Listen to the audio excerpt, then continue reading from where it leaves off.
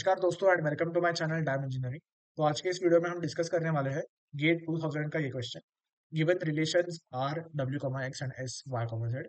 तो आर एक टेबल है, एस भी एक टेबल है, और आर में एट्रीब्यूट नेम्स या फिर कॉलम नेम्स है डब्ल्यू एंड एक्स, और एस में जो है दो कॉलम्स है वाई और जेड। तो the result of this particular query is guaranteed to be the same as R provided some conditions. तो हमें कंडीशंस ढूंढने हैं ताकि इस क्वेरी का जो रिजल्ट है that would be exactly the same as R. Okay, तो अगर मैं ऑप्शंस पढूं तो यहाँ पे लिखा है नो डुप्लीकेट्स, यहाँ पे लिखा है नॉन एम्प्टी। ठीक है, तो यहाँ पे लिखा है नो डुप्लीकेट्स नॉन एम्प्टी, यहाँ पे लिखा है डुप्लीकेट्स, यहाँ पे लिखा है सेम नंबर ऑफ टपल्स।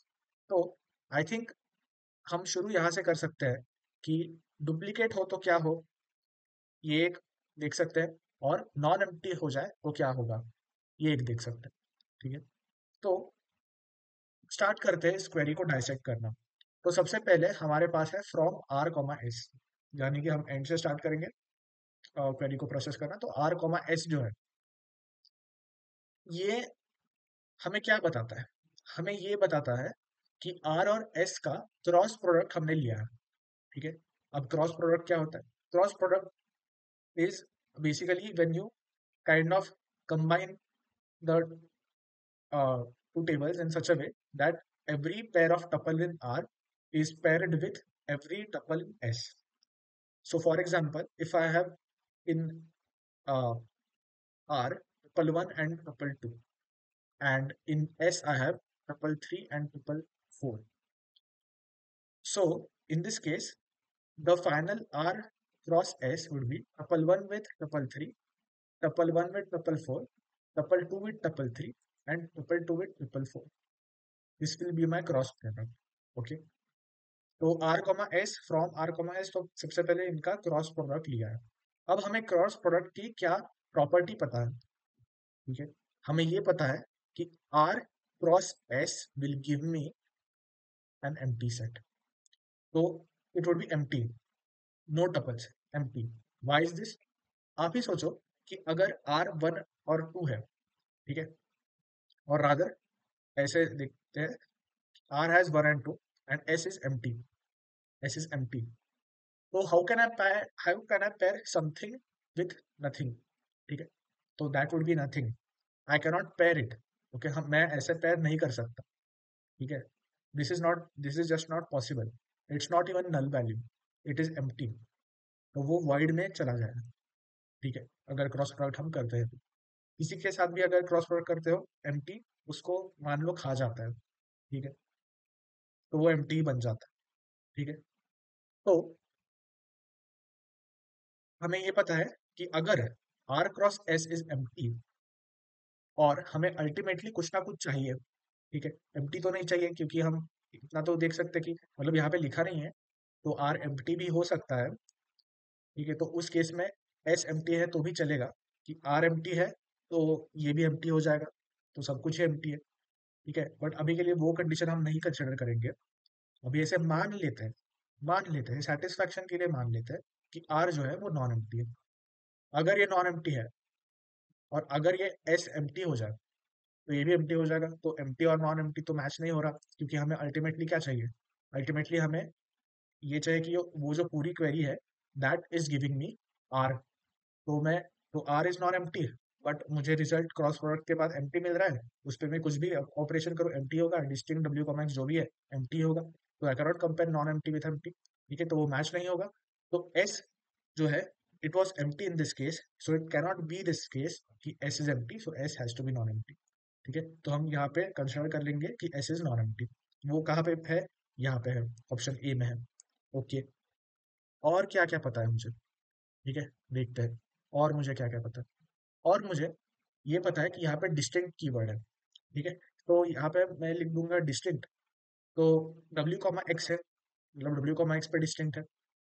तो मान लो कि आर में एक टपल सेम थी। ठीक है, तो आर में लेट्स से ये है पहली टपल। ये बाय द वे ऐसे होगा कि आर डब्ल्यू कॉमा एक्स, और यहाँ पे कुछ वैल्यू होगी, बट हम इसी चीज को ऐसे रिप्रेजेंट कर रहे हैं। तो आर यहाँ पे ये वन, ये वन, तो यहाँ पे डुप्लीकेट्स है, ठीक है। तो जब मैं डिस्टिंक्ट यूज करूंगा, डिस्टिंक्ट डब्ल्यू कॉमा एक्स, तो ये डुप्लीकेट हट जाएंगे और मुझे एक ही टपल मिलेगा। जो भी डुप्लीकेट्स है वो सब हट जाएंगे, ठीक है। तो इसमें लेट्स से डुप्लीकेट्स थे तो मैं इसको डी डैश से रिप्रेजेंट कर रहा हूँ, और इसमें नहीं है तो इसको डी से रिप्रेजेंट करते हैं। तो can D dash ever be equal to D is the question. तो इसका आंसर है नहीं। एक में पहले आर था, आर में डुप्लीकेट्स थे, अब एंड में भी मुझे आर ही चाहिए, तो मुझे डुप्लीकेट्स को रिटेन करना है, बट मैं डुप्लीकेट्स को हटा रहा हूँ, चेंज कर रहा हूँ, तो आर चेंज हो रहा है। तो R is not the same क्योंकि डुप्लीकेट हट रहे हैं। मुझे आर में कुछ भी प्रोसेस नहीं करना, जैसा है वैसा का वैसा चाहिए मुझे, और मैं डुप्लीकेट्स को हटा रहा हूँ डिस्टिंक्ट कीवर्ड यूज करके, ठीक है। और डब्ल्यू कॉमा एक्स पे ही ये है, बात है वाई कॉमा जेड पे नहीं है, यानी कि आर के डुप्लीकेट्स के बारे में हम बात कर रहे हैं। आर के डुप्लीकेट्स हट रहे हैं, एस के डुप्लीकेट्स अगर है तो वो वैसे ही रहेंगे, एस में हम कुछ चेंज नहीं कर रहे, ठीक है। तो इसका मतलब basically R cannot have duplicates because if it has duplicates they will be removed and it would change, it would not remain the same, but we want it to be the same, ठीक है। But इस वजह से अगर R में duplicates पहले नहीं थे तो रिमूव नहीं होंगे क्योंकि थे ही नहीं, कुछ रिमूव करने के लिए है ही नहीं, डुप्लीकेट नहीं रिमूव होंगे क्योंकि डुप्लीकेट्स है ही नहीं। तो फिर अल्टीमेटली क्या होगा, R जैसा था वैसा ही रहेगा।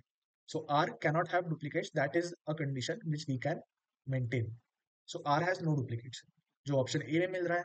अब हम यहाँ पे टिक करके आगे बढ़ सकते हैं, बट हमें बाकी ऑप्शंस को भी देखना चाहिए, ठीक है।